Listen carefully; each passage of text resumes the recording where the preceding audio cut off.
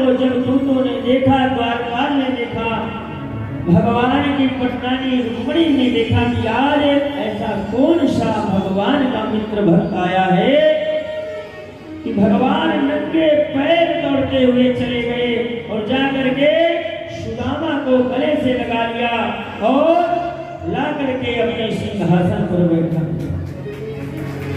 देखी सुदामा दीन दया करुणा करके करुणा हिरोई। भगवान सुदामा की स्थिति को देख करके भगवान के आंखों से आंसू निकलने लगे।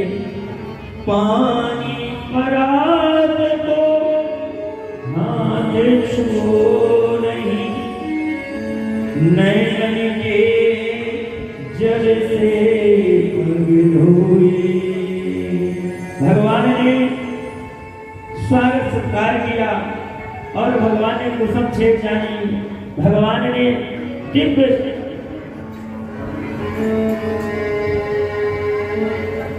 सुदामा को भोग प्रसाद ग्रहण कराया और सुदामा के पास बैठ करके भगवान कृष्ण पूछ रहे कि भैया तुम्हारा ब्याह हो गया?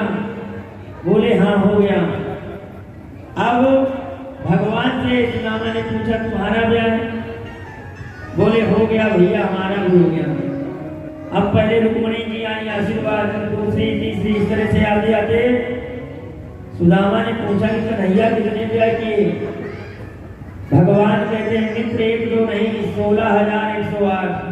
सुदामा ने मन में विचार किया कि सबको आशीर्वाद देते देते मैं तो थक जाऊंगा। बोले एक साथ ही सबको बुला ले और आशीर्वाद बना। अब भगवान ने पूछा कि कुछ मित्र मेरे यहाँ आए हो, कुछ न कुछ मुझे भेंट लाए होंगे। भगवान का ऐश्वर्य देख करके सुदामा डर रहे थे, अपनी पोटली कांच में छिपाए बैठे थे। भगवान ने वो पोटली छीन ली और छीन करके देखा कि उसमें तो चावल है और भगवान ने उस चावल की पोटली से एक मुट्ठी चावल लिया और खाया। मानो भगवान ने सुदामा को पूरा स्वर्ग दे दिया। दूसरी मुट्ठी खाई, मानो भगवान ने पूरा पृथ्वी का दान कर दिया। और जैसे ही तीसरी मुट्ठी खाने लगे तो रुक्मिणी ने भगवान का हाथ पकड़ लिया। मानो भगवान सर्वस्व तीनों लोग अपने मित्र को भक्त को प्रदान कर देना चाहते हैं। ये भगवान की कृपा है। भगवान ने इशारा किया कि रुक्मिणी ये वही ब्राह्मण है कि जब तुम्हें मुझे पति वरण करना था तो तुमने भी ब्राह्मण का सहारा लिया था और आज तुम उन्हीं ब्राह्मणों को मैं दे रहा हूं, तुम मेरा हाथ पकड़ रही हो। इसलिए भगवान ने स्वर्ग का ऐश्वर्य सुदामा को अर्पण कर दिया। ये भगवान की करुणा है, भगवान की कृपा है। अब वाहं दरिद्रः पापियान् कृष्णः श्रीनिकेतनः ब्रह्मबन्धुरीति सीमाहं बाहुभ्यां परिरक्षिता। वाह कन्हैया, सुदामा जी कहते हैं वाह कन्हैया, मेरा कैसा मित्र कि मुझ जैसे दरिद्र को भी अपने हृदय से करा दिया।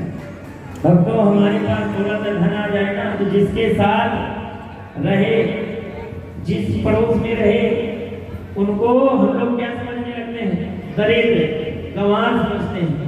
जिन माँ बाप ने जन्म दिया तो ये भाव आता कि अरे ये आएंगे, लोगों को पता चलेगा कि ये हमारे फलाने के माता पिता हैं तो हमारा सम्मान कम होगा, ऐसा भाव आ जाता है।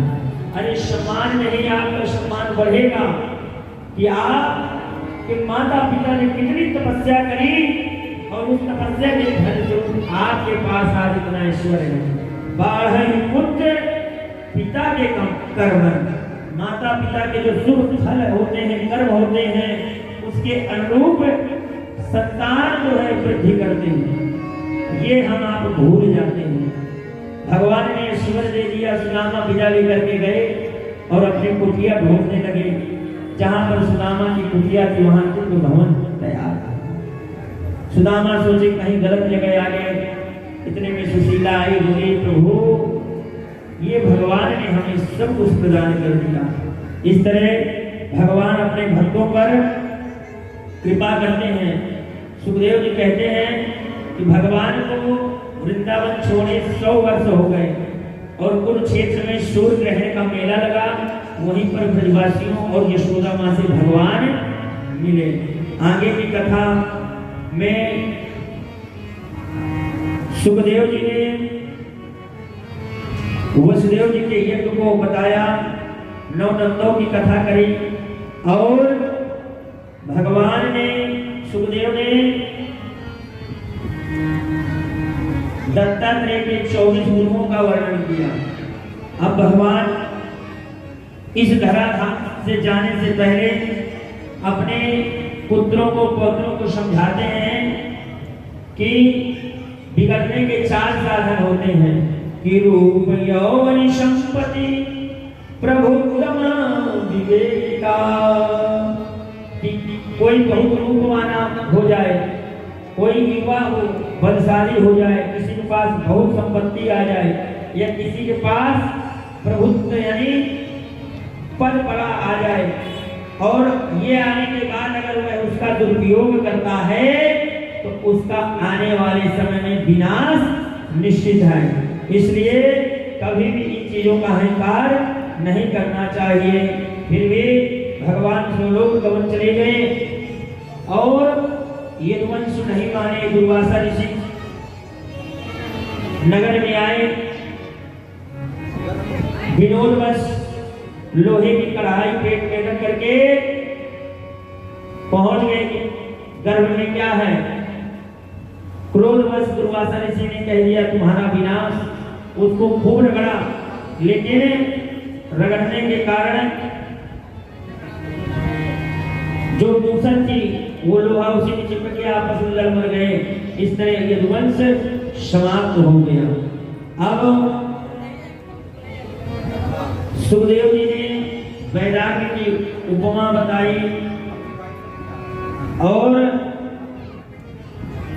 सुखदेव के द्वारा परीक्षित ने जो कथा श्रवण की, कथा श्रवण करने के उपरांत सुखदेव जी तो वहां से चले गए और वहीं पर एक सर्प आकार की एक लकड़ी पड़ी थी। परीक्षित के पीठ में खुजली हुई, जैसे खिलाने के लिए लिया, वो तक्षक जी था, उसने सर्वदंश कर दिया। परीक्षित ने वहीं अपने शरीर का त्याग करके भगवान के वैकुंठ को चले गए। ये भगवान की कथा मनुष्य के जीवन की व्यथा को समाप्त कर देती है। आइए,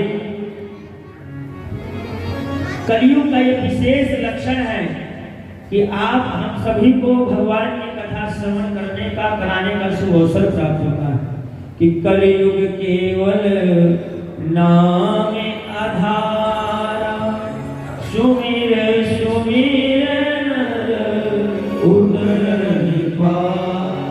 भाव ये नहीं है। फिर भी भगवान का नाम जप करते रहो। ये जीवन कब किस समय प्राण फिर उड़ जाए किसी का कोई भरोसा नहीं है। चलिए हम लोग एक साथ इस कथा का पूर्ण फल प्राप्त हो तो हमारे साथ सब लोग बोलेंगे कि नाम संकीर्तनम यस्य, नाम संकीर्तनम यस्य, सर्व पाप प्रणाशनम, सर्व पाप प्रणाशनम, प्रणामो दुख शमनम, प्रणामो दुख शमनम, तम नमामि हरिं परम, नमामि हरिं परम, नाम संकीर्तनम यस्य, नाम संकीर्तनम यस्य, सर्व पाप प्रणाशनम, सर्व पाप प्रणाशनम, प्रणामो दुख शमनम, दुख शमनम, नमामि हरिं परम, नमामि हरिं परम, नाम संकीर्तनम यस्य,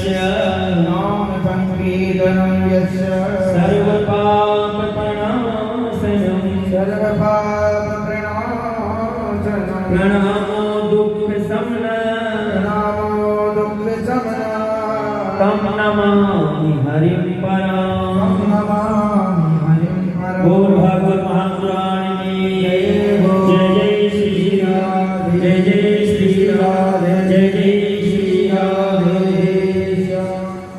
बड़ा ही दिव्य और सुंदर ये सत्कार ज्ञान यज्ञ व्यतीत हो गया, पता ही नहीं चला कि कैसे सत्कार निकल गया। बड़ा इस शिव मंदिर प्रांगण में आप लोगों ने बड़ी निष्ठा के साथ